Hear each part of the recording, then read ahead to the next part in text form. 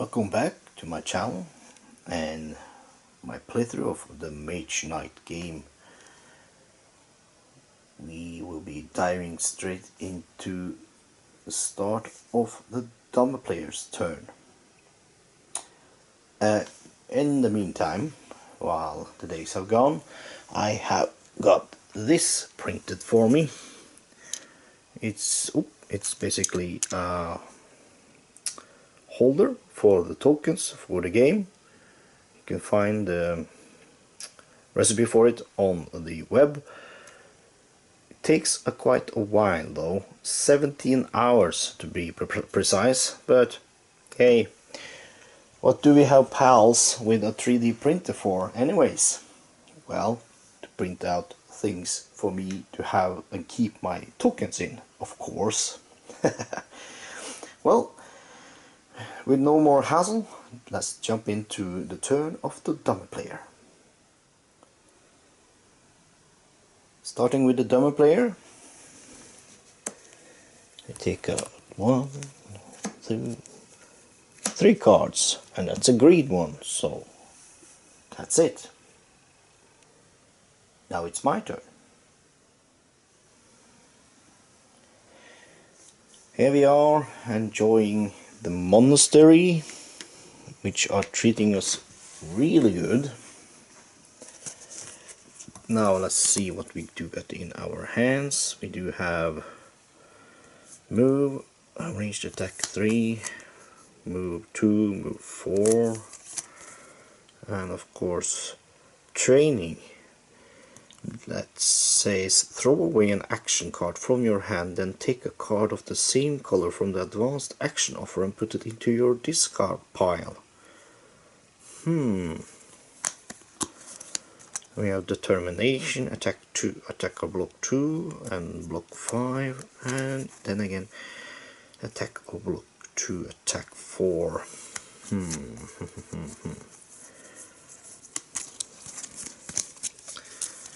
I really like that training card, allowing me to take things straight from the advanced action offer and put it either in the discard pile or into my hand, although that requires me to charge it with green mana. In the advanced offer we did have, as you maybe remember, the Song of Wind. Move 2, the removal cost of plains, deserts and wasteland is reduced by 1 to a minimum of 0. Charge it with white. Move 2, the removal cost of plain, deserts and wastelands is reduced by 2 to a minimum of 0.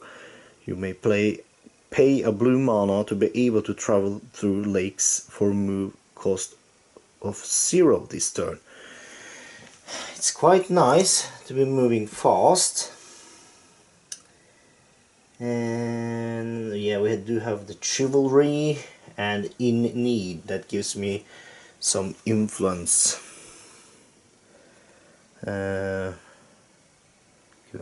Take a look at that. I get an additional influence 1 for each wound card in your hand and or on a unit you control. So if I am wounded or I have wounded units, it gives me influence. It's quite handy.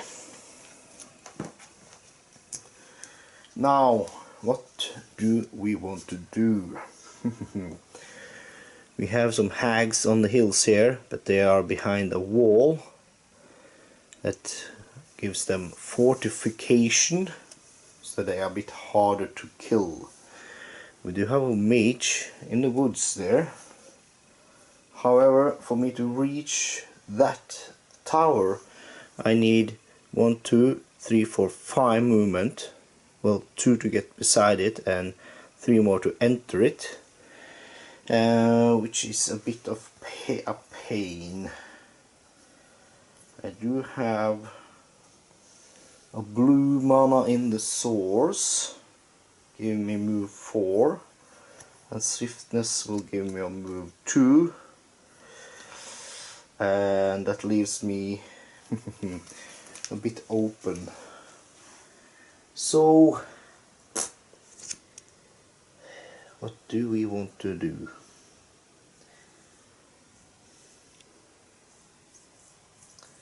I'm actually tempted to just be staying here and try to recruit the scouts also. But that will just be silly because I don't have any influence. Decisions. What to do. Shall I go ahead and be... yes.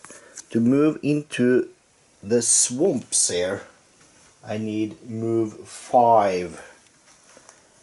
But there's a mana glade there giving me the opportunity to get myself some gold mana. I can show you the card.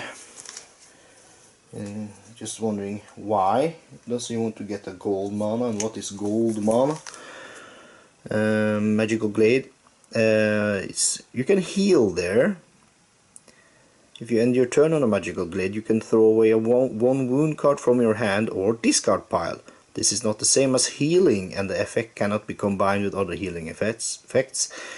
But it's also imbued with magic. If you start your turn on a magical glade during the day, you gain a gold mana token. If you start your turn on magical glade during the night, you gain a black mana token. So what gold mana is you can basically use the gold mana to whatever you like of colors. So that will give me a bit of an edge, I think, standing beside the tower. So I will play move 4 with blue mana, and in this round I think I will just play training sideways for move 1. You can do this with any card, playing it sideways for move 1, attack 1, influence 1, basically for anything giving me +1 for that extra action. So with move 5 I will move into the magical glade. So there I am in the swamps, relishing in magic. Now I'm beside the magical tower, mage tower, sorry. So I can take a look to see if I can see what's inside the mage tower. If I'm beside it, let's see. When revealed, the token is revealed during the day if a player is adjacent to it. Ooh, nice. So I'm adjacent to it, so whilst I'm here I can take a look and see who is living there. And it seems like it is some summoners. Ain't it correct? They are called illusionists, actually. They are illusionists. So Uri Geller is living there. Now let's see if I can knock on his door in the next round. Now for the cleanup, you can reroll this. It's a gold mana. Now I do have 2 gold mana in the source. I can have only 1. So I reroll it again and it will be green. Discarding these, and I have only 1 card left. Okay, not what I was expecting to get, but hey, 1, 2, 3 maybe. Okay,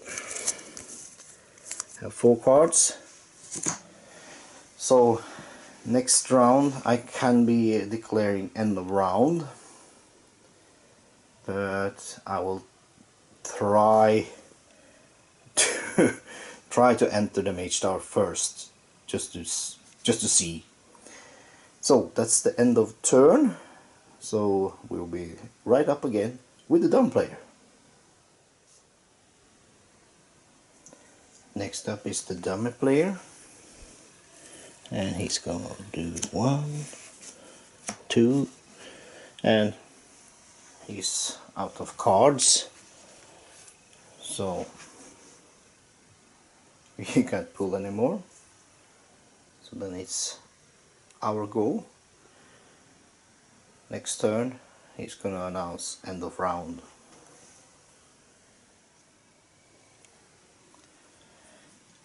Now here we are. The question is, shall I try to invade the mage tower before night sets? Now I have a lot of attack and block, attack and such, but only one move. But first of all, since the start of my round, I receive one gold mana token to use this turn. I think let's go for it. I will play Swiftness for move 2 and one of the rage cards sideways, I guess.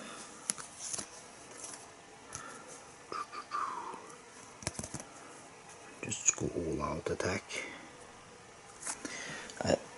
I do see that this guy is physical resistance. This fist up in the corner here, it tells that he's physical resistance. So I need twice as much physical attack to kill him. So 6 then to do him off. I can generate attack 8, 2 red manas. But I think I just have to soak some damage here. So I will play this sideways for move 3 and enter the mage tower. First of the attack phase, this is a ranged siege attack. I don't have any ranged siege. Then this guy's gonna conjure holy diver, terrible worm of some sort. That damage I just have to soak. It gives me 6 damage. So I have 2 armor. First of all, I take 1 wound just for getting wounded. So 6 minus 2 is 4. 4 minus 2 is 2. And 2 minus 2 is 0. So 3 wounds goes into my hand. Ouch. Ooh, that was a nasty worm. Now it's my turn to attack him. I can use a gold mana, charge this, make it red, attack 4, and just use this for attack 2, that's attack 6. Which means I do him off. Now let's bring this to the scoreboard. Now, since I attacked the mage tower, the card says I go down 1 rip. People don't like me attacking things and cities and buildings and such. Now I get 4 fame at least. So I go 1, 2, 3, 4. Let's throw that up there. I have leveled up. Let's go to the cleanup phase. Now let's clean this up.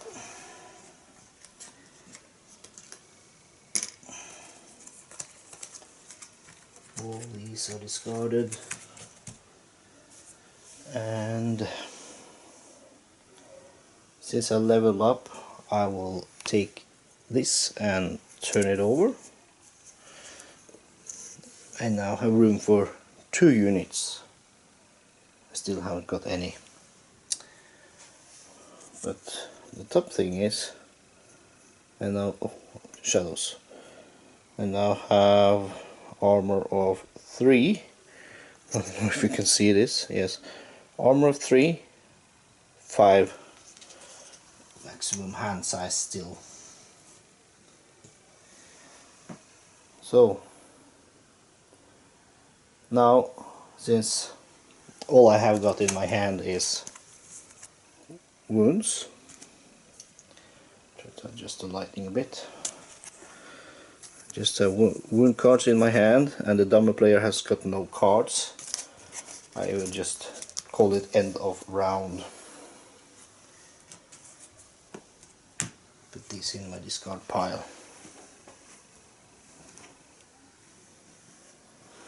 Now what end of round means is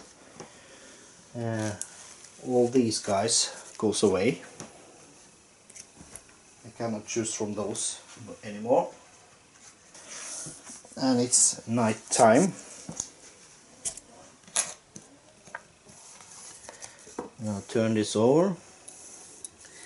We will be deciding a new turn order. Let's see what kind of mana we will be working with in the source.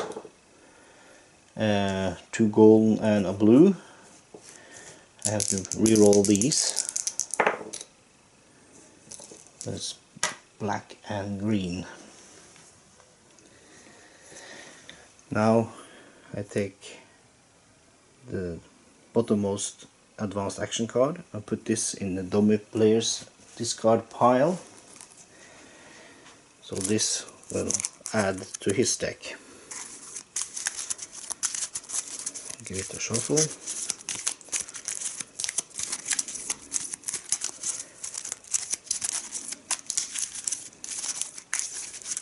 I recommend sleeve this game because without sleeves I fear my cards would have looked like hairballs as much as I play this game. There you go. Put that back there.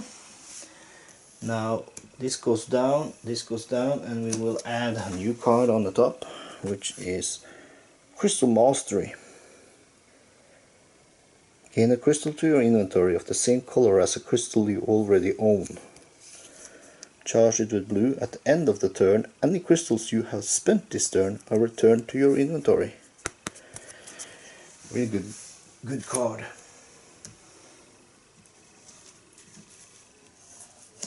Now for spells. This goes to the bottom of the spell deck. However, I will add a white token to the dummy player, like that. So dummy player now has 3 white. So if I happen upon a white card when it's the dummy player's go, I will be pulling 3 additional cards. Not good.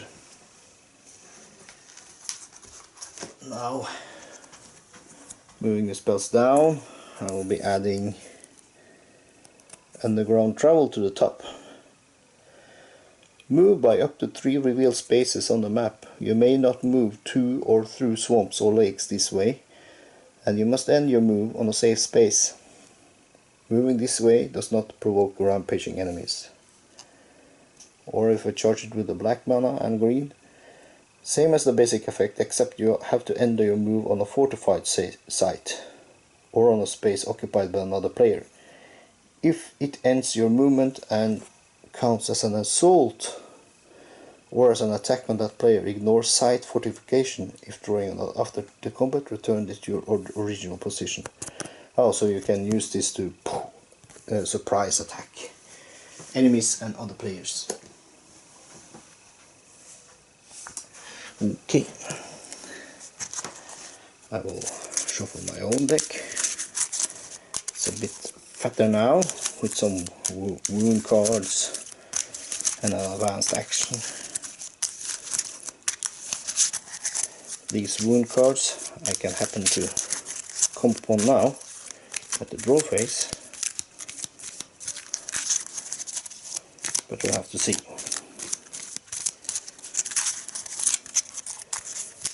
The quick cutscene. There you go. And unit offer. Let's see what we get. We get red cape monks, savage monks, and Utum crossbowmen. And we do have an advanced action in the unit offer, and that is a heroic tale. Influence 3 for each unit you recruited this turn, reputation +1 at the end of turn. Charge it with white. Influence 6 for each unit you recruited this turn, fame +1 and reputation +1 at the end of your turn.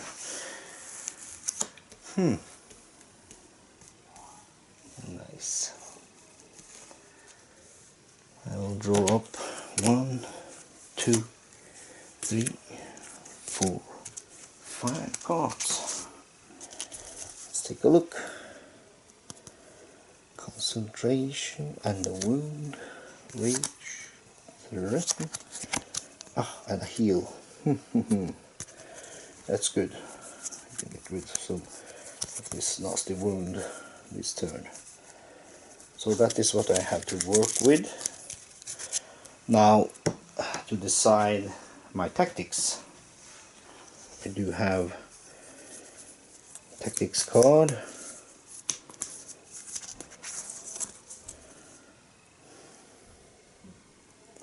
So the question is, do I want to go first this turn?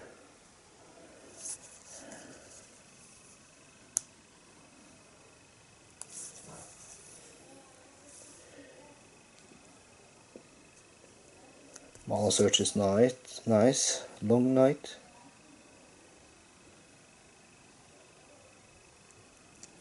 I think I'll go for long night. Let's make this a long night. One time this night, if your deed deck is empty, you may shuffle your discard pile and put 3 cards at random back into your deed deck. Then flip this card face down. So I prolong the night with a couple of rounds there. So I'll put this on top of my deck to remind me. Now for the dummy player, what does she get?